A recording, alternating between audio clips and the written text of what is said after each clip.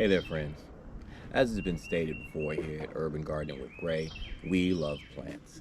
Now, typically I talk about fruits and vegetables, but we also love houseplants as well. The houseplant in question we're going to be talking about today is this Monstera plant.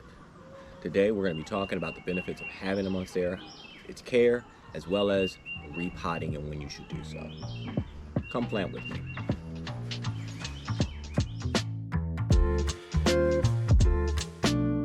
Now, this Monstera plant that we have is a young Monstera plant that I purchased for my wife for her birthday because she constantly told me that she could never keep plants alive. She always killed them. And planting and gardening is not really for her. Well, I beg to differ. I think she just hadn't found the right plant for her. And that's why we grow so many plants here, is because we're constantly trying to find the right plants for all members of the family. So if you're one of those people saying, you know what, gardening is not really my thing, I really think you should consider maybe checking out a plant like this Monstera. Now, as we come in close to this Monstera and take a look, you can see that it's actually a young plant. It's got actually four different plants actually growing in this one pot. So at $23, it was kind of expensive to purchase, but there's a lot of potential here. With all these long, thick stalks that we have here, we can easily propagate this plant by snipping off these stalks and merely placing them in water, and we actually can grow new plants from it. Plus the fact in this one pot that you not only have one, but you have four. So at $23, I think it still was a good bargain. The only difficulty is that when I purchased this plant, I noticed that it was severely root bound. And when a plant is root bound, that's going to stunt its growth, and eventually it will end up killing the plant. So even though we have this nice, beautiful pot here, a self-wicking pot that actually has a container down at the bottom to help retain moisture, unfortunately, we won't be able to continue using it because we have way too many roots in this pot.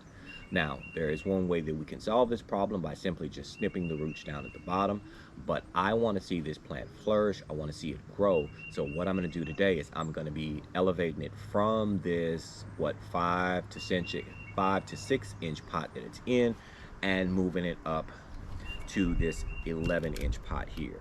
That way it'll have a nice amount of space to be able to grow and flourish, and we can actually see this plant get up to about 1 meter in size. As we zoom in closer here, we actually see all of these roots right here at the top. So what we're going to do is see if we can take this out of its temporary pot here. Again, this is a beautiful pot. We'll probably end up needing to use for another plant. And there we have our internal pot on the inside. Now, let's see if we can pop the bottom off this so we can take a look at this root system. So we're going to turn to the side. Give it a couple of squeezes here and push up on our sweet spot. And you can actually look down here at the bottom. Look at these roots already poking out through the bottom. That's how I know this plant is already root bound from what am I looking at already.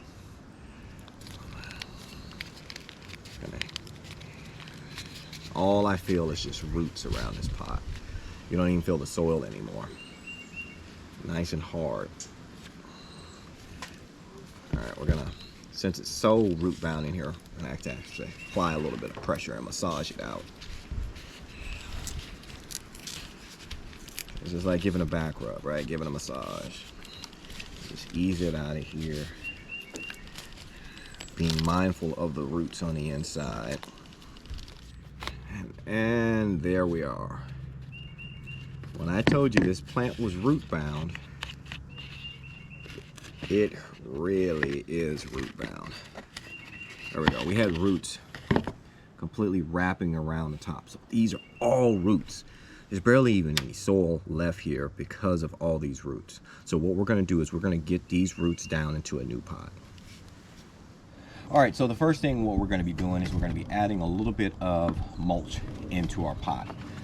This mulch is made by the company Living Earth. I love their product.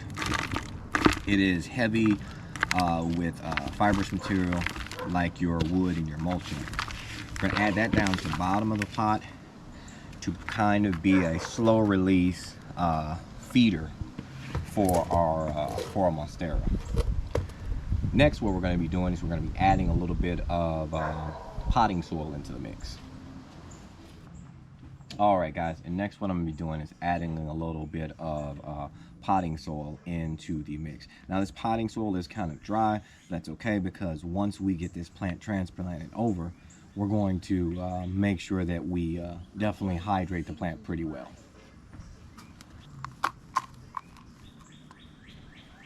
All right, so now we have our potting mix down in there. Now I'm going to take the old pot that the Monstera came out of, and I'm going to be placing this pot inside the new pot. Reason being is it's actually going to be a placeholder that's going to allow me to place soil all around it so that I can make sure I have a good footprint for this Monstera to go into. And let's add some more soil. All right, now we have our potting mix here, and what we're going to be doing is just adding this around the pot that's inside. Now, some people will tell you don't usually want to go with a pot this big when you're repotting a plant because you run the risk of overwatering. And overwatering can definitely kill a plant.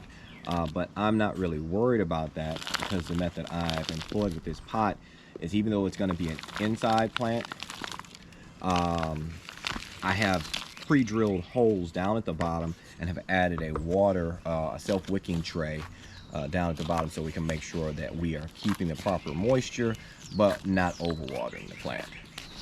Typically, when you're watering your Monstera, you only want to rewater when the soil has gotten completely dry. Then you move on to your watering, if that makes any sense. Now, the Monstera is a great plant to have around. It actually produces a lot of oxygen, and helps create an all-around peaceful ambiance. All right, now that I have my soil packed in, and I can go ahead and pull this out, and now I have a beautiful hole that Monstera can sit right inside.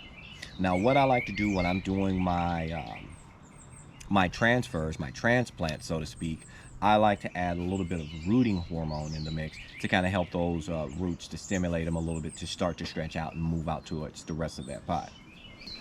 And I'm going to just take a couple of sprinkles of my rooting hormone here, just a little bit.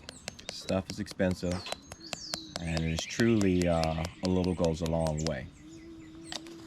And there we are. Now we can go ahead and transplant this baby on over. Now, like I stated before, we have a major root system here. We have 4 different plants here. Since the roots are so bound together, I'm not even going to attempt to try to pull these loose because I may run the risk of hurting the rest of the plant. So I'm gonna let them thug it out together, let them continue living harmoniously as they are. But what I am going to do is, once the potential shock of transplant has gone away and has subsided from this plant, I am going to propagate some of these larger stalks, and so we can get, I don't know, maybe 3, 4, 5 more of these Monsteras around the house. There we go. Just down in our roots. Our roots down in our root ball down in our pot.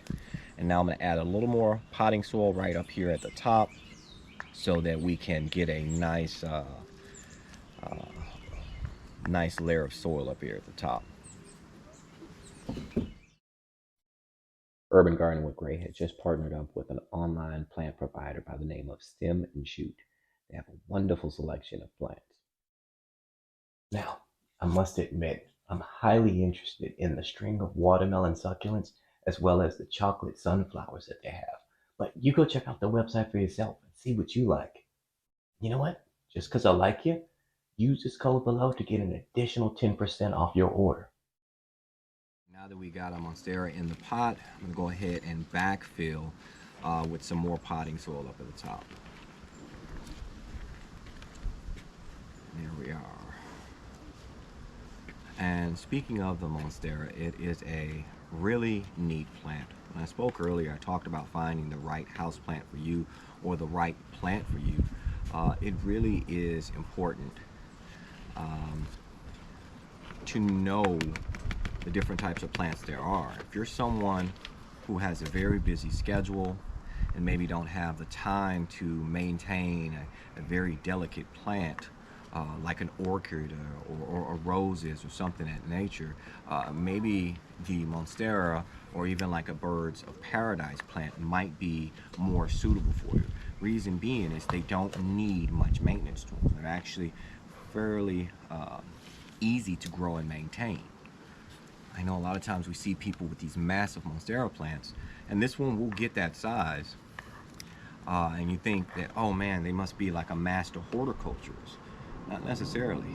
It's just that these plants are very easy to maintain. They don't like a whole bunch of light. I mean, they like bright, indirect light. So honestly, with this plant, as long as it's in between maybe 4 to 6 feet of a window, it's going to get the adequate light that it needs. Now, it can't be in complete shade. In complete shade, just in any plant, you know, it will not thrive and it'll start to stunt its growth. But as long as you provide at least 4 to 6 inches away from a window and at least a good about 4 to 6 hours of sunlight, it'll be fine. Like I said before, the watering requirements are not that challenging when it comes to this plant. Now it's time to get some water in here. Alright, and now we're just going to go ahead and water our Monstera plant. And look at that. Très c'est bon. Give it a nice drink. Now that she's in her new home, she can grow and thrive. And again, remember, you don't have to worry about overwatering if you use this method by using the self-wicking potting method that I've employed here, because the excess water will drain completely out through the bottom. So this is a Monstera plant. It's a great plant to have around. Typically, you don't have to actually repot this plant often. In most cases, you're talking about maybe 2 years before you would have to repot again. But when I purchased this plant, since it was in such dire need of repotting, when I purchased it, I knew that I needed to get this out of the old pot into the new. And it's sad because this is actually a pretty cool looking pot, and I probably will plant something else in there. Maybe when I make one of the propagations off of the parent plant here, I will actually begin some new plants in this pot because I do like it. So if you're thinking about different plants to add to your urban garden or your urban jungle, so to speak, maybe consider adding a Monstera plant to your repertoire. So today we've talked about some of the benefits of having a Monstera plant around in your urban garden. We've talked about and shown the methods for repotting when you are root bound, and we even actually featured a little bit about fertilizing and how often one should repot and the watering that goes with a Monstera plant. If you found this information beneficial or even entertaining, consider sharing it with a friend or maybe even sending me a like. This has been Urban Gardening with Gray. Enjoy life, enjoy family, and enjoy your garden. Thanks for watching, guys.